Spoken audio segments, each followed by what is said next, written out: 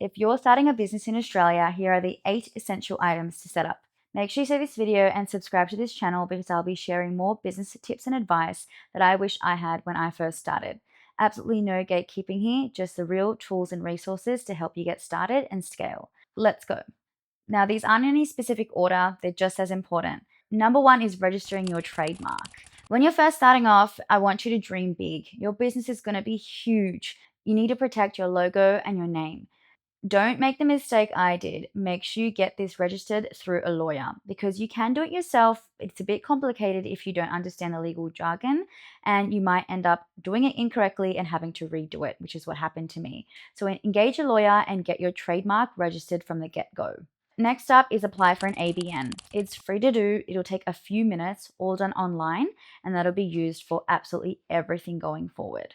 Alongside that, you can also register your business name through ASIC. So again, all online, super easy to do. And once you've got that, you're sorted. Next up is to create a business bank account. You want to keep your personal funds and your business funds separate from the very start because when tax time comes around, you're going to need to see the money that's come in and the money that's gone out. So creating a business bank account is essential. Again, it should only take a few minutes to do. As long as you've got your ABN, you just go apply and they'll create a new business account for you. I have my business bank account with the same bank that I've got my personal account in, so I can access all of my accounts with one platform, super easy to do, and I can transfer money in and out as I need. Now, next thing is something I wish I had done from the very start, is to set up accounting software. Now, at the very start, I did everything via spreadsheets. I would track all of our expenses. And yes, it was really time consuming. At one point, it got really messy as well. And my accountant, Loki, hated me because it made his job so much harder. So setting up accounting software such as Xero, MYOB, QuickBooks, there's so many out there. And yes, it is expensive. That's why I didn't set it up until a while later. But again, if I could go back, I would spend that money from the very start because it makes tax time super easy and you'll just get back a lot of time. Now, next thing is really important to do is to set up all your social media accounts. Have a look at all the platforms out there and see what's available and what's consistent. Ideally, you want to have one handle across all of these accounts rather than different ones. So lock those usernames in. To go one step further, if you have the time, I would suggest start posting on these accounts. You might not have a product yet, but you have an idea. So start posting. This is a great way to build up your audience, to build up the community. And when you are ready to launch, you've already got that audience warmed up and ready to buy. If you are currently developing your product, this is a great way to post BTS content. Everybody loves coming on the journey with you and seeing that behind the scenes, how you're creating your product, how you're sourcing, how you're testing, absolutely everything documented. You might not post it, but if you do, you will find people interested in what you're doing and they'll come along the journey with you. And you'd be surprised when you're ready to launch, those people have been supporting you for so long, they will hopefully make a purchase. Final 2, have a think about what platform you're going to use.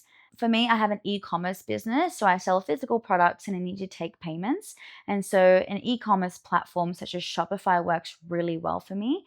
There's also heaps of other platforms out there, so find one that suits your needs and your budget. Set up a landing page. While you're making the content, there'll be people interested in what you're doing. They're curious as well. So create a landing page that says coming soon or allow them to enter their email, which takes me to the final thing to set up. Having a platform to capture all of these emails.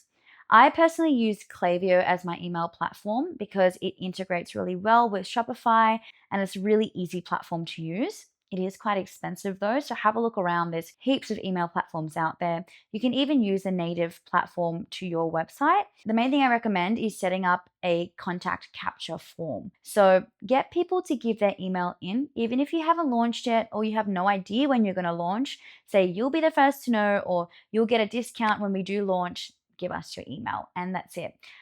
Building up your email database is gold. That is the one piece of information of your customers or future customers that you actually own.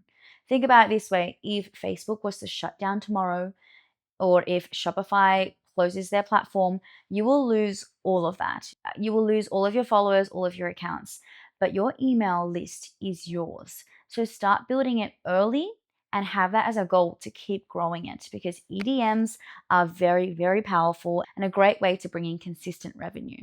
That is my top 8 things to set up if you are starting a business. These are essential, so make sure you check these off before you get started and start trading. And good luck. Best wishes. Bye. Good luck.